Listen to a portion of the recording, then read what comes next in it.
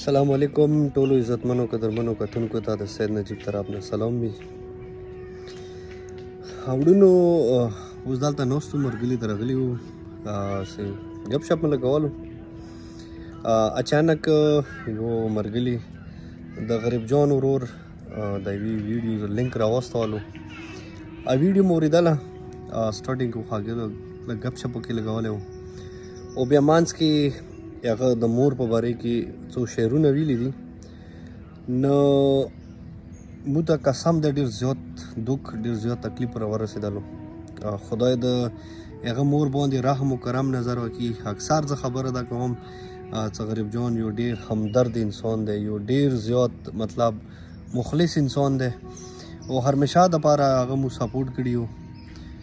نو ارڅو تاسې مو سره لګه د غریب جان ویډیو وکړئ، بیا به انشاءالله دې په باره کې مزید بیا لږې څو خبرې درڅه کوم. دا ویډیو لږه وکړئ. یو دوه غزل دي دا مخکې هلکه نیمو کسانو اورېدلي وو، دا به ورته ډالۍ کړو. ښه خبره دی. چې کله دې دنیا نه تللې مورې، چې کله دې دنیا نه تللې مورې، تو زلکدان سلګې کولې مورې. ما درته ډېر غږونه وکړو هلته، ما درته ډېر غږونه وکړو هلته، زما سورې د نه اورېدلې مورې. ما ویل چې څو کیسې به وکړم درسه، ما ویل چې څو کیسې به وکړم درسه، ښه بېلتانه حملې کولې مورې.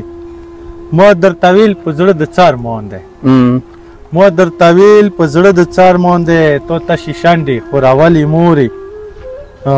ما ته هر څو څومره خیرې کوه کړی، مور ته هر چا څومره خیرې کوه کړی، د ستا دعا به سوځولې مورې.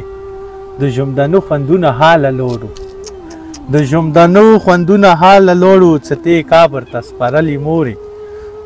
زه غریب جان د په ژړا پرېښللو، زه غریب جان د په ژړا پرېښللو، تا رانه سترګې پټې کړلې مورې.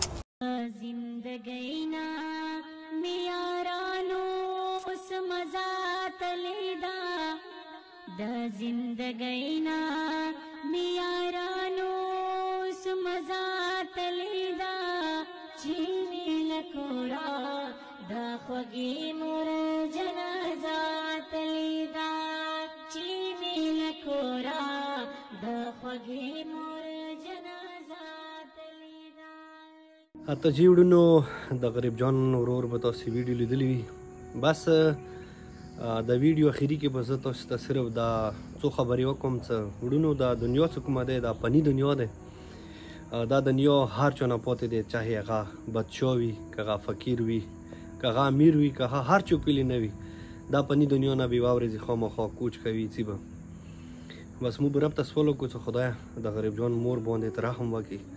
ما ټوله مرګلي چې هغه موږ سره د کاظمي چیریټي فاونډیشن کې مدد کوي، خدای هغوی ته په خپل حفظ امان کې لري. وړونو پلیز تاسې نه څه راواسه کېږي، دغې فني دنیا کې تاسې زیات زیات د انسانیت خدمات وکړئ، زیات زیات د یتیمانو مسکینانو او تاسې څه د کلي کې یا ملت کې چې غریبان کسان وي هغوی سره مثال زیات زیات مدد کوئ.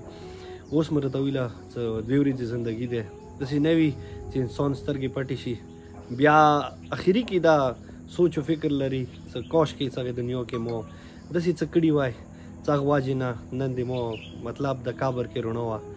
نو زه به رب ته سوال وکړم چې ربه چې څومره مسلمانان په دې روی زمین باندې اوسېږي، خدایه هم هغوی دا دنیا ښه کړي، هم ورځې قیامت یې ښه کړي. نو بس ډېره مننه وړونو، خوشحاله آباد اوسئ. بس همیشه دپاره یو بل سره مینه محبت کوئ، همیشه دپاره کوشش کوئ چې څه انسانیت په خیر وشوي. ډېره مهرباني. ما سید نجیب طرف کې اجازات. السلام علیکم ورحمت الله وبرکاته.